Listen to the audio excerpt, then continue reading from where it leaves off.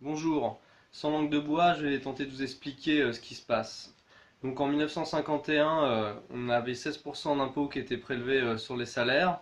Maintenant, on est à 87%, donc 57% de prélèvements obligatoires sur le salaire, 20% de TVA, 10% d'impôts pour le fonctionnement de l'État. Beaucoup plus qu'avant. La productivité a augmenté, nos revenus ont baissé. Entre 2002 et 2017, il y a 369 milliards de taxes qui ont été confisquées par le fisc en plus. On en est à 1035 milliards d'impôts prélevés et il n'y en a toujours pas assez pour Macron. Les autoroutes, elles ont été vendues à 6 fois moins le prix de leur valeur qu'elles avaient et on les avait payées pourtant.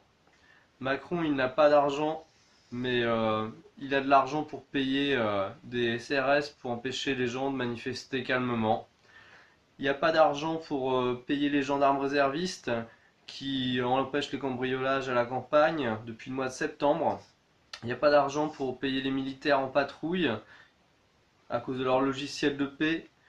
Il n'y a pas d'argent pour payer les pompiers volontaires qui font ça bénévolement. Macron il protège par contre les énarques qui sont payés à Bercy 300 000 euros par an. Donc ça représente le plus du prix d'une maison. On pourra difficilement se payer nous.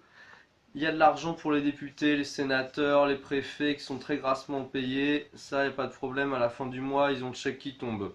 Contrairement à nous, il nous reste 13% de nos salaires à la fin du mois, enfin au début du mois, et à la moitié du mois, on n'a déjà plus rien. Une fois qu'on a payé le loyer, EDF, le gaz et le gasoil. Le gasoil, ça c'était la goutte de gasoil qui a fait déborder le réservoir, hein. Donc le budget alimentation il est très faible, donc pour ça qu'il y a beaucoup de gens qui sont en mauvaise santé parce qu'ils prennent ce qu'il y a de moins cher, le pire hein, dans les magasins.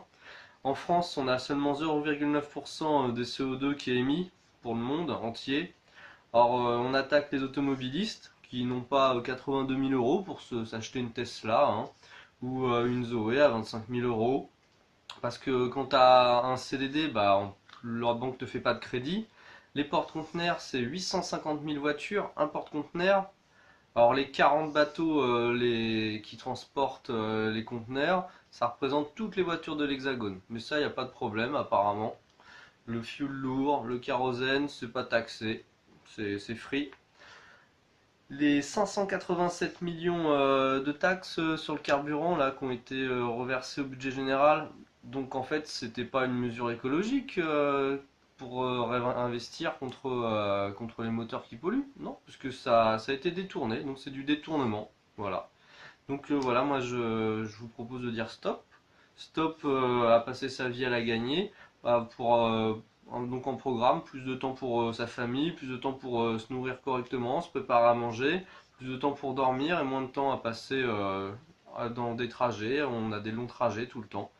Donc il faut se dire stop à la culpabilisation. Nous on est tout le temps en train de nous culpabiliser pour le climat, pour l'écologie.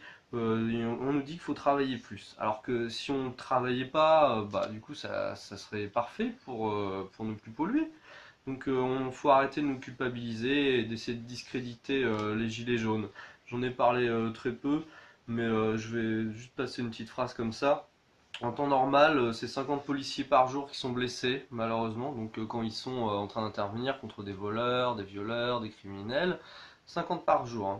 Mais là, il y en a seulement 10 par jour. Donc ce qui veut dire qu'il y en a 5 fois moins qu'en temps normal. Et donc nous, les Gilets jaunes, nous protégeons les forces de l'ordre en les rassemblant autour de nous. Ce qui est très bien, c'est protecteur. Donc voilà, réfléchissez à ce que je vous dis et partagez ma vidéo et discutez-en entre vous. A bientôt, au revoir.